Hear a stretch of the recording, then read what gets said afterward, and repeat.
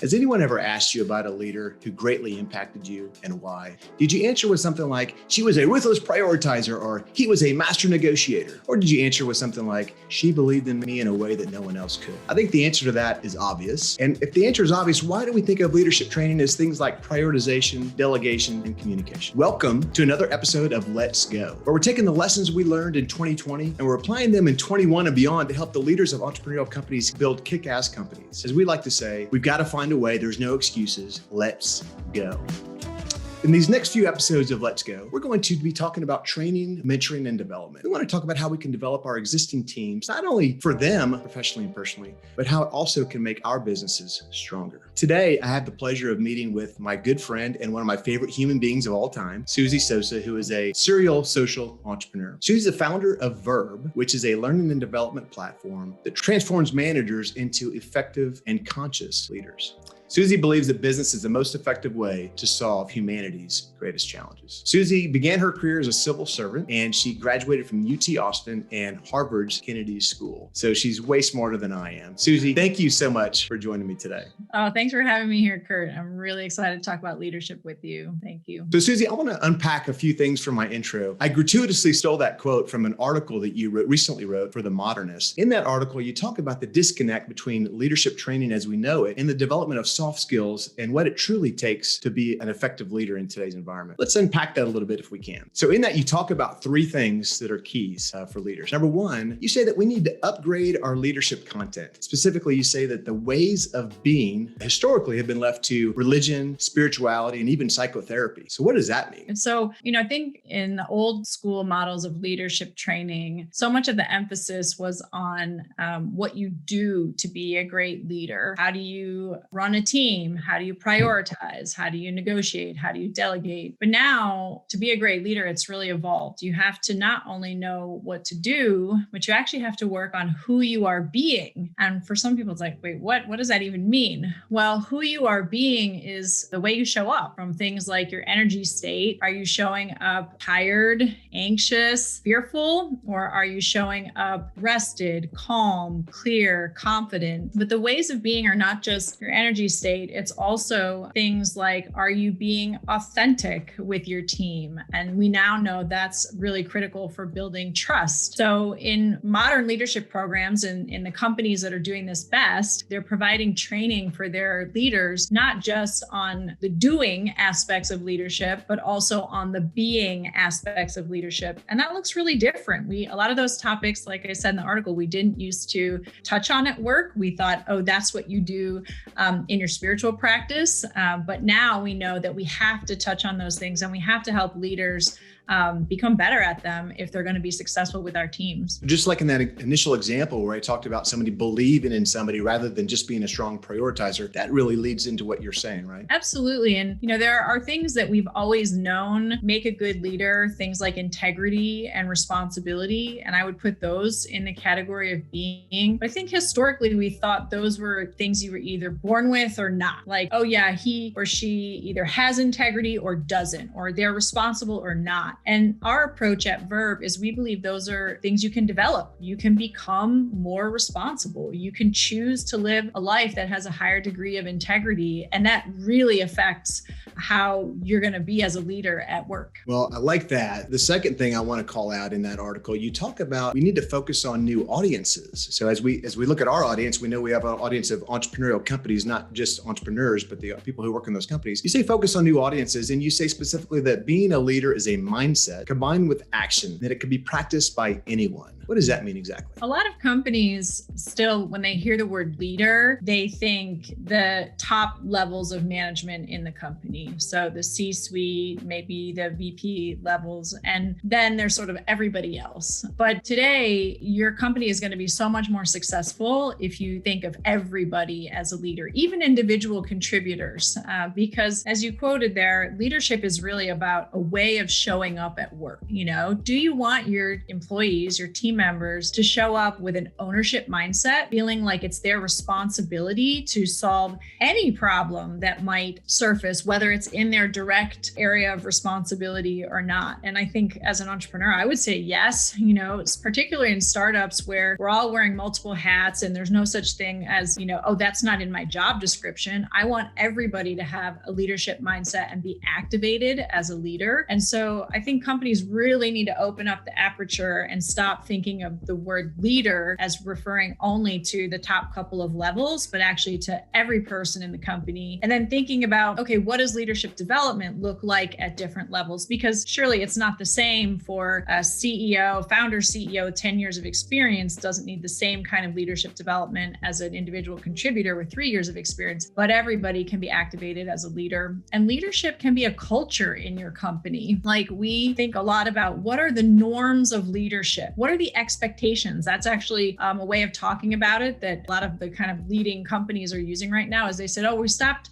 publishing leadership principles. We now publish leadership expectations. What are the expectations that are universal across the company? And how does that set the tone for the kind of culture and organization that you have? I love it. So you're setting the guidelines and asking them to go do. I liken it to the being an entrepreneur to being with an entrepreneurial company, but being an astronaut. We have no idea what we're going to see out there, but we're going to have smart people that can figure shit out, right? Absolutely. The analogy that I've always used with my team is, climbing a mountain in the jungle, and one approach is someone that is trying to be prepared for every eventuality. So they've, researched all the paths and they've packed all the food and tried to carry enough water to get to the top. And that's one approach. But the other approach is to say, we don't know how long it's going to take. We don't know which path is going to be the best. So let's get really good at foraging. Let's get good at hunting. Let's bring a tool that can purify whatever water we find. And it's more an emphasis on adaptability. And I think, again, that's that difference. This is where I might compare and contrast management versus leadership. A lot of management training is more on like tactical day-to-day rhythms of a company, like doing one-on-ones and setting priorities and keeping people aligned. And it tends to be kind of contained in a fairly small set of activities. Leadership should be more about giving your team the capabilities for growth, for flexibility, for adaptability, for change, to not resist and close down, but to actually open up and embrace when things are hard or changing. Love it. I've always considered myself a decent leader, but a really crappy manager, and that explains why. Yeah. Well, a lot of management is about consistency. And I think that's something that's hard for entrepreneurs. It's something I've really had to work on myself. A lot of entrepreneurs are so creative and we want to be, out there coming up with new ideas and making new relationships. And that consistency, one of my mentors called it kind of the drum beat, is kind of boring, but they're both really important. Like, you won't have a successful organization if you have all leadership and no management, and you won't have a successful organization if you have all management and no leadership. Absolutely agree. Hey, the third thing in that article you mentioned is we need to teach leadership differently. And the example that you use is most of our leadership training comes in the form of either on the job with a manager or mentor, or perhaps in some sort of workshop or course. And you likened it to learning how to ride a bike from reading a manual, which I thought was great. Tell me a little bit about that. So if you think about riding a bike, you're not going to learn how to ride a bike in either one of those two approaches. Like, you just spent one day and you did an immersive, and maybe you would get on the bike and you'd actually start pedaling in that one day. You could see a huge growth. But if that was the only instruction that you got, and then now you're back at home with your bike, no longer in the parking lot, you're now on your neighborhood streets, suddenly it's a lot scarier. You don't have someone there to support you. The roads are a little different. Maybe there's a drainage slope and, the bike is wobbling. There's cars coming by. Well, that's what it's like when you send your team members off to a 1 or 3 day retreat for leadership training. And maybe they are learning new things and practicing there with their little cohort of 30 people. And then they get back into the office and it's not the same environment. And so, the same if you are trying to become a better leader from reading a book, it's like learning how to ride a bike from reading a book. What you need to learn is you need to learn how to balance, and you need to learn how to pedal, and you need to learn how to maneuver that bike in a whole variety of different situations. And that's what leadership is like too, becoming a better leader. You have to take those new concepts you're learning, practice it at work. You probably probably going to fail a couple times, like on your bike. You're going to fall over. You're going to get scared because a car turned in on you and you weren't expecting it. And that's how you grow. But you got to keep kind of coming back and forth and having that reinforcement. And most leadership development programs are not designed that way. At Verb, for example,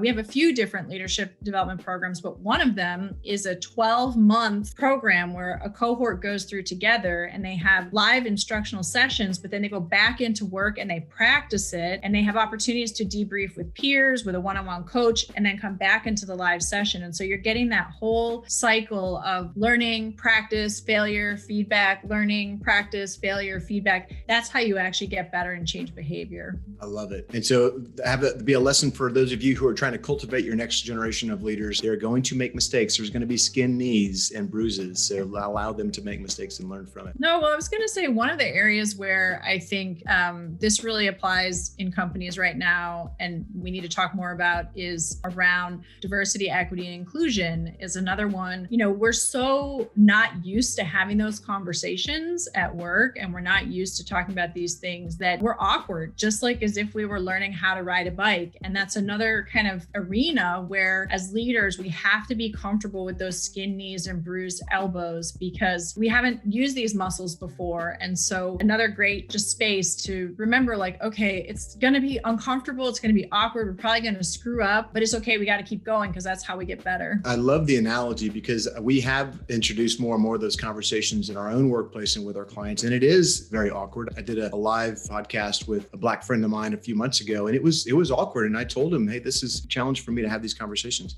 Let's talk about diversity and inclusion. And I'd like to address it from not just the fact, it is a fact that it's the right thing to do and have a diverse and inclusive workplace, but also the fact that it also improves our companies to have a diverse way of thinking and diverse way of doing things. Can you talk about that a little bit and how we can help our entrepreneurial companies make a better D&I program? Yeah, what we think about at Verb is what are the capabilities that your team members need to be successful at building a diverse and inclusive organization, or to be successful having conversations about race. And a lot of those are like foundational leadership capabilities like self-awareness, empathy, the ability to have difficult conversations, the ability to build trust, the ability to challenge your mental models and have a growth mindset, active listening. Every single one of those capabilities will benefit your company in ways beyond diversity, equity, inclusion, right? So if your company can't talk about race and your company can't talk about diversity, it's probably also not talking about some other really important things. Maybe there are flaws in your product that your team doesn't want to bring up because they're afraid that, you know, your head of product is going to have a meltdown or the CEO is going to have a meltdown. Or maybe there are ethical impacts of your product that no one's talking about because they're afraid of what the consequences might be. So as you build up those capabilities to be able to talk about race, you're actually going to build up capabilities to have the other difficult conversations that are going to make your business stronger. How many of you have had a team member that everybody knew needed to go, but nobody said anything because maybe they were an early employee or close to the founder and the CEO? And how long did you carry that person and how much did it hold your business back because nobody wanted to say anything? It's exactly the same capabilities that allow your company to deal with that as to deal with race. I love it. So it's having those communication. I really think it's also trust and respect and then being able to have those authentic conversations. Hey, let's talk a little bit about coaching. And I know we all believe, or most of us believe, that executive coaching can be a tool for us as leaders and for our leaders throughout the organization, as you said. What can we do if we can't afford an executive coaching program from outside coaches? Any thoughts on how we can provide that? Coaching is really a powerful capability. And it's one that, you know, I think every company would benefit in their employees learning how to be coaches. We have a framework in our Verb learning platform around what we call the empowerment dynamic. And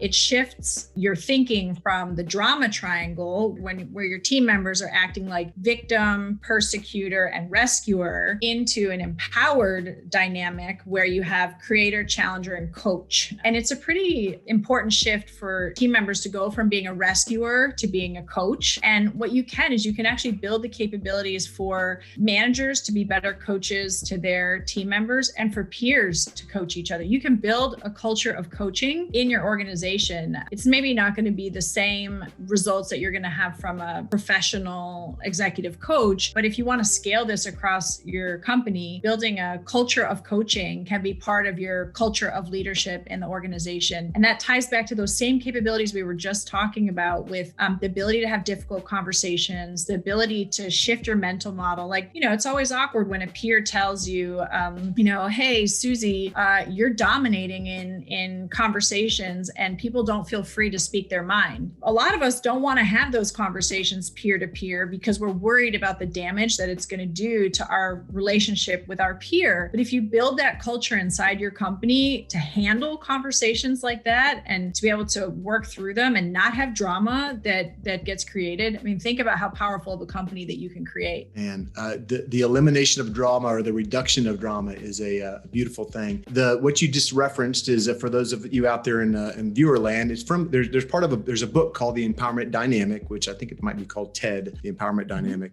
which is a really nice read for me. It's a parable, so it's a story, so it's really easy read. I learned about it in Stagen. My course was Stagen with Rand Stagen, so a little shout out to my friend Rand there. But really quick book, so we'll drop it in the comments here for you guys want to take a look at it. Yeah. Let's talk a little bit about training and development program. I know that you're in that business and you work with more enterprise level businesses. So tell me a little bit about when I might consider bringing in a training and development program and what I can do if I'm not big enough to afford a Verb. Yeah. So our platform is online leadership development platform. We do manager and leader training. We typically work with companies from kind of 200 to 100,000 employees.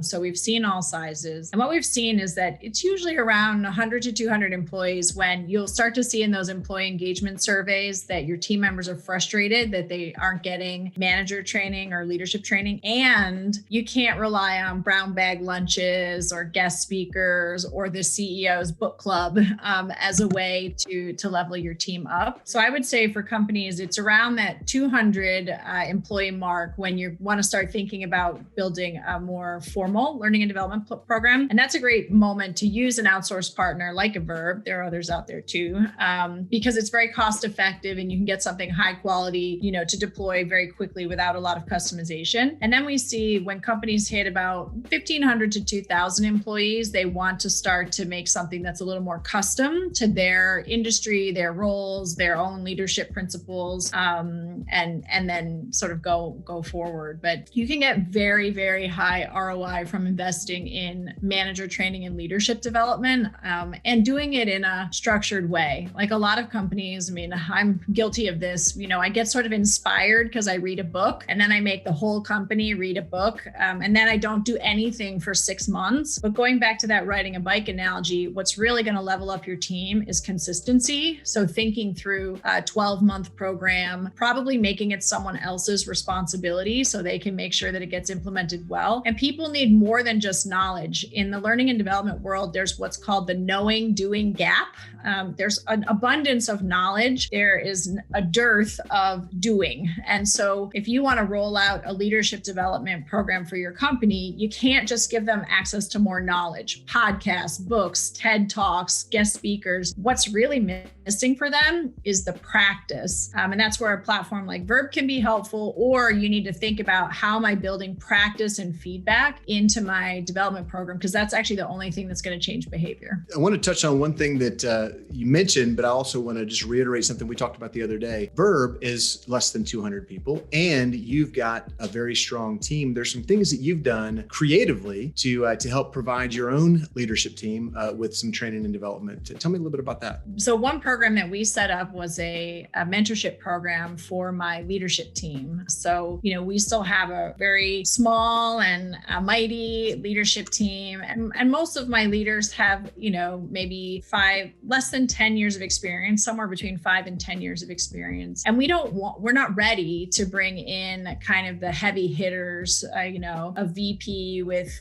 10 to 20 years of experience. And so I thought, well, how do I get some mentoring and coaching for my leadership team from someone at that level? Because I don't want to bring in someone at that level full time. I can't afford it, right? We're not big enough yet. So what we did is I found a mentor. I used my network.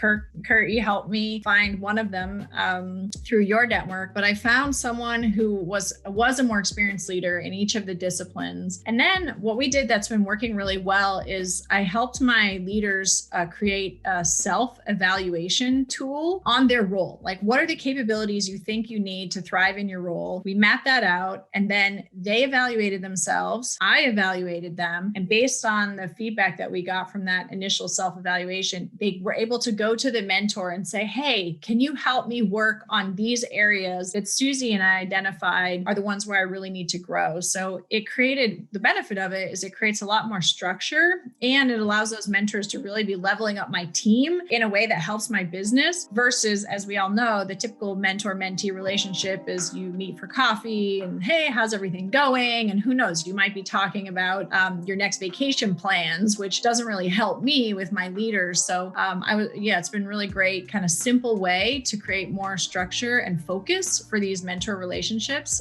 than I think you would normally find. Love it. Very creative. And they may just cost about the price of a cup of coffee for each time they get together. So that's very cost effective. Yeah. Or two, because I've got to buy you one too, because you helped me find a great mentor. Well, but you haven't paid me yet. So you still are behind on your payment.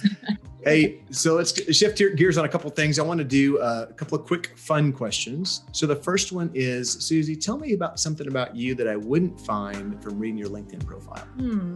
Well, I would say one thing is that I love weightlifting. So yeah, we actually built a gym in our house during COVID. So I have like a full rack and kettlebells and all the accoutrement, and I love it. I go every morning and I just love to put on some gangster rap and like power lift. I have a chart on the wall where I put my heaviest weights for squats and bench press and deadlifts, and I'm always trying to increase it little by little. So you won't find that on LinkedIn. That's so cool. That's awesome. I'm glad I asked the question. I didn't know that. All right. Quick hit style, really quick answers. First thing that comes to mind. Number one, what's your favorite recent leadership book and that you would recommend? Definitely would be this one I keep like next to me, No Ego by Cy Wakeman. It's how to create a drama-free workplace. And it even has like specific activities in the back of the book and like tips that I use. I love it so much. I keep it right here as my reference so that when something like drama happens, I'm like, oh, what should I be asking? Chapter right 3. Yeah, that's my practice, right? So I love awesome. that book. Next one. What is the most valuable thing that you've learned from your best executive coach? I think for sure reflection, the value of reflection. Another one would probably be how you can change your energy state as a leader. And she really taught me the power of changing your energy state, even just like the power of standing up, which has actually been awesome now that we're on Zoom, because people don't always know if I'm standing or not standing. But if I have a VC pitch or important presentation, I stand up now, and totally changes like how you show up and what's going on. So those are really big insight. Can you tell I'm standing? Yeah, because your energy is so bold. Yeah, that's right. Exactly. All right. Next question. Mountain or beach? Oh, beach. We're headed tomorrow to the beach. Yeah, that's like my, restore place for sure. Nice. All right, last one. What's the next frontier for you as you level up your own leadership game? Talk less, listen more. I love and it. It's so hard. I'm not proud of this, but I'll confess that I love to hear my own ideas. So I always get really excited. Let me share that. And I want my team, I have to remind myself that what I really want is more freedom in my life. And to do that, my team has to get better and even better than they are. And so I need to talk less, listen more, ask more questions, let them come up with it, let them own it, let them figure it out.